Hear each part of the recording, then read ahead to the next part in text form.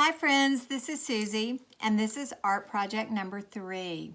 We're using colored pencils, watercolor pencils, to create a sunset over the water. This is a fun project and it's good for blending. You'll be using bright colors and yours will turn out looking something like this, but I hope it'll look a little bit different. I'm going to remove this one and show you how to start. You'll receive a piece of brown paper, and that's just to keep from coloring on your table or whatever else you're coloring on. And then you'll get a piece of watercolor paper that has a yellow circle traced on it with a blue line. The yellow circle is the sun, and the blue line is the water line. Start with yellow colored pencil, and when you're drawing with a colored pencil, you draw by creating lines like this. But when you're coloring, if you'll turn it sideways and use the side of the point to color, you can cover a lot more surface and you can also apply more pressure. And we want this to be a pretty heavy yellow at the top. So this is the part of the sun that's still visible above the horizon line. And I'm just using the side of my pencil and coloring really, really hard. And once I get that done, I'm going to color below the water line, but not quite as hard, kind of lightly. And don't worry about perfect lines, just color over the lines a little bit if you want to. Then we're going to start with violet at the top of the page. Violet is the same thing as purple, and it's very easy to confuse this with your dark blue. So make sure you've got violet. So I'm going to do the same thing. I'm going to go side to side across the top. And I'll go just about 1/4 of the way down the page, going side to side with the violet. Notice I'm leaving a little bit of white, and I'm going over the edges to make sure I don't have white on the edges.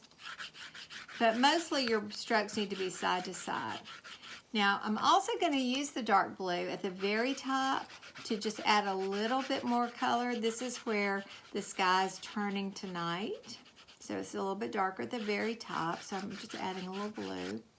Next color is magenta or pink.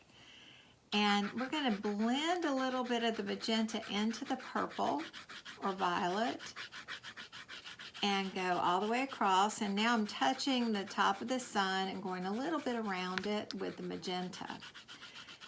You could use red, but since we have magenta, it really blends better with the purple or violet. So that's why I'm choosing to use that. You really can't go wrong with red. So if you want to use a little red, that's fine.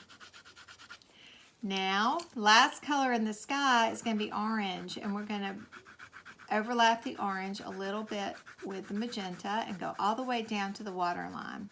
If you run into the edge of the sun a little bit, that's okay.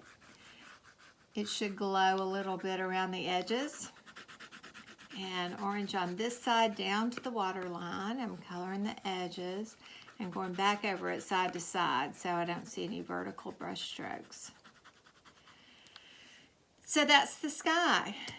For the water, you use 2 colors, the true blue, which is the dark blue, and the true green, which is the dark green.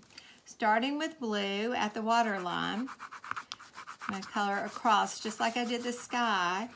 And I notice I'm going across the sun this time because the sun is reflecting in the water. Don't color very, very hard on the yellow part, because you still want a little bit of the sun to show through as if it were reflecting on the water. So blue, and notice I'm leaving a little white. I'm not really coloring this in very hard. Green, and when you mix blue and green together, you get a beautiful ocean color. It's going to be more beautiful when we add some water. Again, I'm going over the sun just a little bit and leaving some of the yellow to show through. So really, this is you're being kind of messy with the way you color, but that makes it makes it look more real.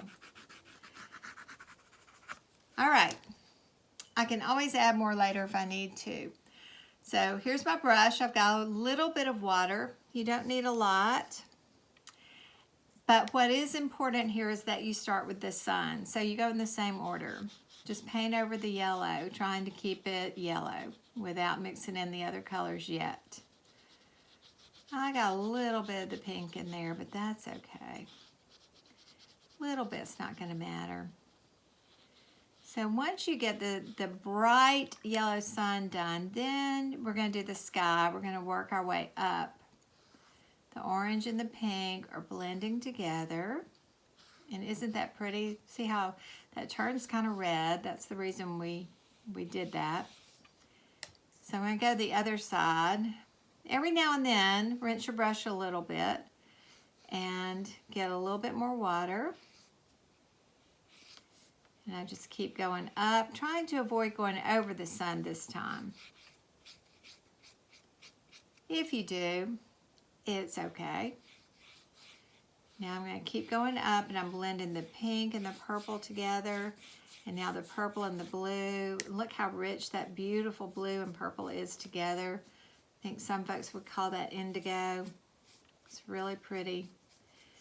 You can have some streaks in the sky. Maybe there's a little purple streak down here. Now I'm going to rinse my brush again and do the water.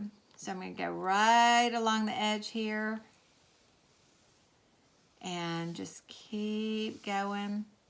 See how the yellow's showing through. Looks like I didn't get that much blue on here. There's some blue. I just didn't get close to the edge. And keep going down until you get the whole thing filled in.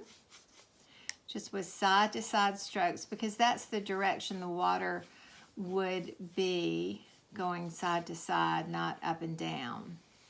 Okay? And so there you have it. You have to let it dry. And if you let it dry and you feel like it needs a little bit more color, you can certainly add some more.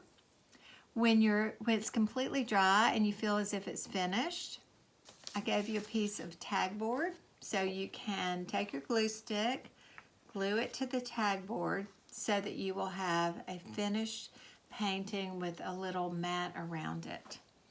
So have fun with your sunset, and I will see you next time.